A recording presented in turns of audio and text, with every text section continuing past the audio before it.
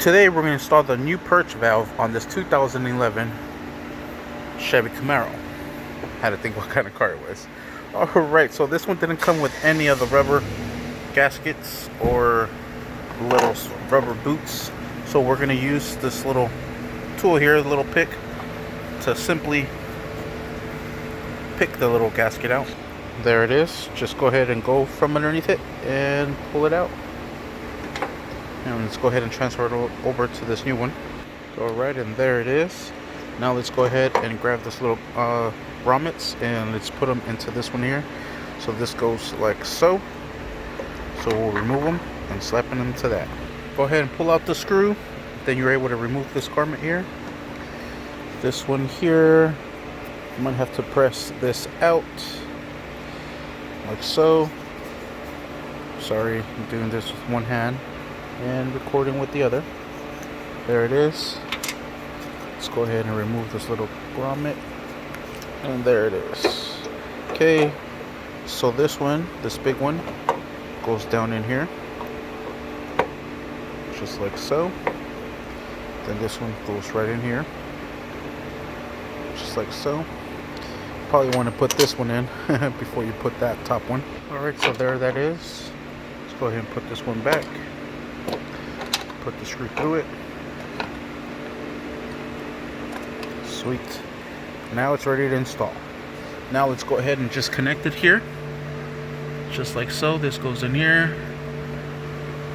Just push this down. Press it in. Let go. Nice and secured. Perfect. Let's go ahead and swing it over.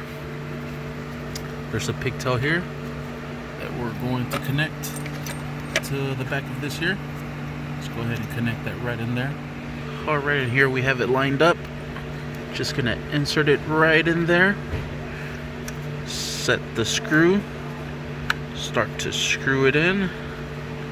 And you'll be needing a 10mm for this one. I'm using a speed ratchet to be able to help me out. It is a pretty tight spot.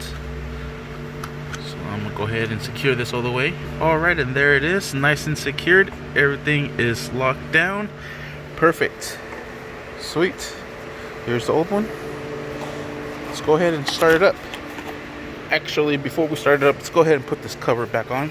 Just go ahead and put everything back on and just finish this job. This goes right into here, right where the oil pan is at, or the oil fill. Let's go ahead and press it down all four corners. Oh no, not four corners, just one. Sweet. Okay, let's go ahead and do that one more time. Just press down this corner. There it is. Sweet. Let's go ahead and put the oil cap back into place. This secures it on this side. Start it up. Alright, here we go. Sweet.